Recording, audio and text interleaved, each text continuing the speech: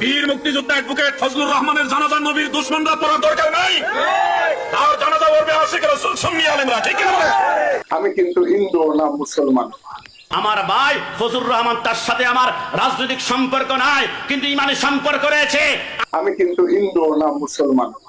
উনি এতেকাল করলে আমি যদি শুনি পৃথিবীর যেই প্রান্তে থাকে আমি গিয়ে ওনার জানাজায় শরীক হব, সেদিন যদি কেউ জানাজা পড়ার না থাকে আমি বলছি ওনার জানাজা আমি পড়াবো ইনশাআল্লাহ। আমি কিন্তু হিন্দু না মুসলমান।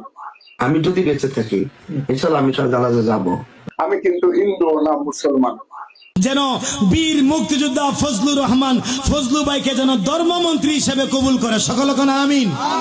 আমি কিন্তু হিন্দু না মুসলমান।